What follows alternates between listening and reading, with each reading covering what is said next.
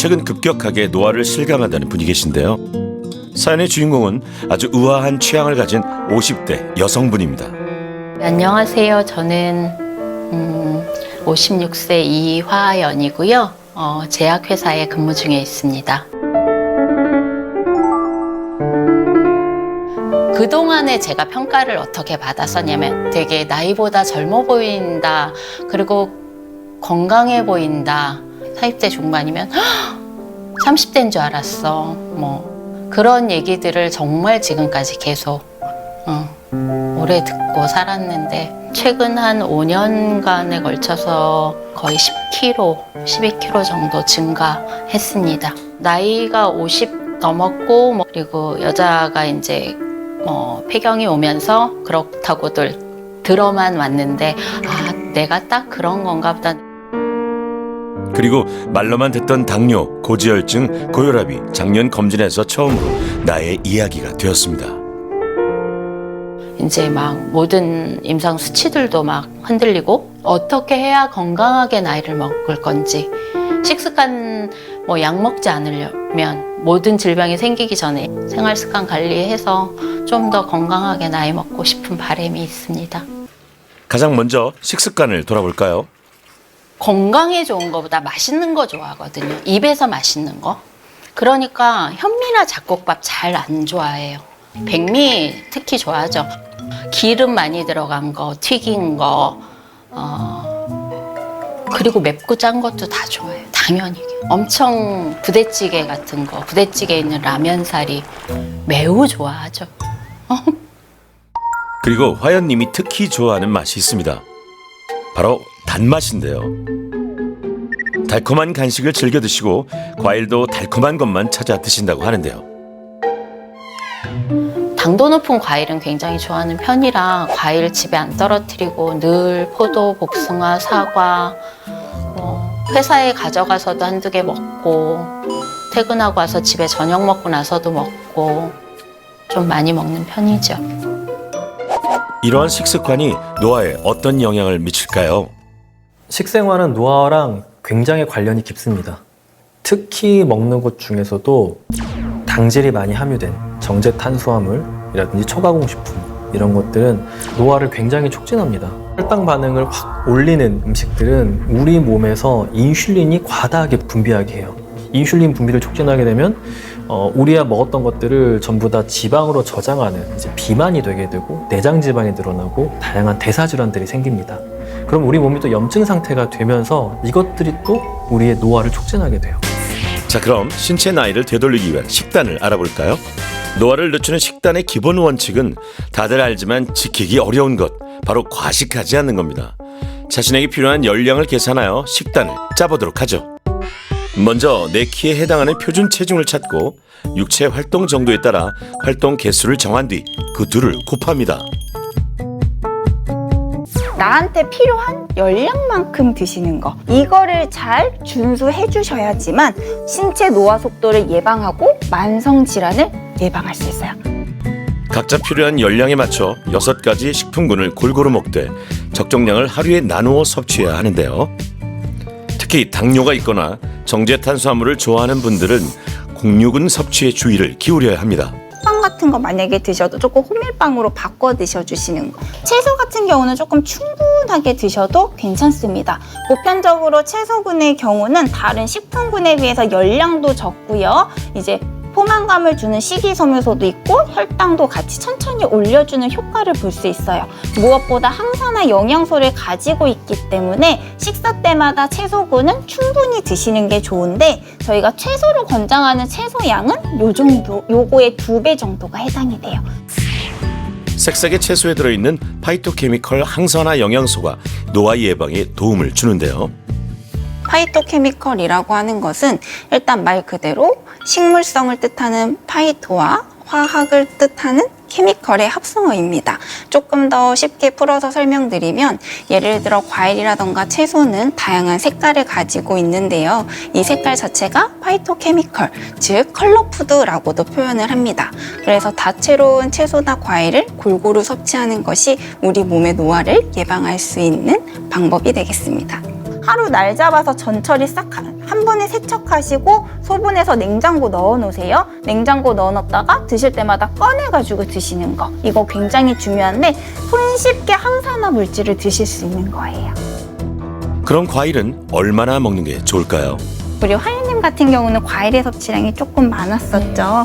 이 과당도 많이 먹으면 혈당이 오르고 좀 그 중성지방 수치가 올라요. 과일 한 번 먹는 양이 생각보다 적습니다. 현재 상태를 정확히 진단하기 위해 검사를 받았는데요. 총 콜레스테롤과 LDL 그리고 중성지방 수치가 모두 높아 이상 지질혈증이 있고요. 당뇨 전 단계의 혈압도 매우 높은 상태인데요. 앞서 봤던 이제 이상지질 혈증, 고혈압, 그리고 당뇨병 전 단계 수준의 어떤 그런 이제 고혈당 이런 것들이 다 맞물려 있어요. 네. 그 전에는 정말 건강하신 어떤 체질이나 이런 것들도 그냥 잘 버텨왔던 것들인데 이 아슬아슬하게 사실 이게 유지되고 있었던 거예요. 그런데 거기에서 이제 완경을 경험하시면서 호르몬이 변하시니까 이 전체가 흔들리는 그런 상황이거든요. 과연 화연님은 노화 시기를 멈추고 건강을 되찾을 수 있을까요? 간단한 신체 테스트로 신체 나이를 측정해 보겠습니다. 일단 바른 자세에서 두 팔을 벌려서 손을 올리고 한 발만 천천히 떼면 돼요. 그리고 제가 요청을 드리면 눈을 딱 감으면 돼요. 감아주시죠. 시작. 아이고, 눈 깜짝할 새 다리가 떨어졌어요. 2초 9. 2.9초는 80대에 가깝다. 여러분의 신체 나이는 몇 살인가요? 자, 테스트를 하나 더 해보겠습니다. 30초 동안 의자에 앉았다 일어서는 횟수를 셉니다. 이번에는 좀 나은 결과를 기대해도 될까요? 15개는 네. 70세. 80세가.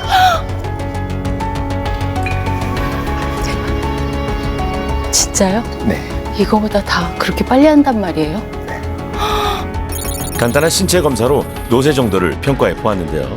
여러분의 신체 나이는 어디에 해당되나요? 숫자상의 나이보다 실제 생체 나이가 더 빠르게 흐르는 것, 이거를 가속 노화라고 해요. 누구에게나 동등하게 있는 게 시간이랑 유전이고요. 그리고 누구나에게나 다르게 작용할 수 있는 게 생활 습관이랑 삶의 방식이에요. 특히 이 생활 습관이랑 삶의 방식이 우리의 어떤 노화를 촉진하거나 혹은 더 가속할 수 있는 요인이라고 생각을 하시면 돼요. 일상에서 노화를 촉진하는 요소를 찾아보기로 했습니다.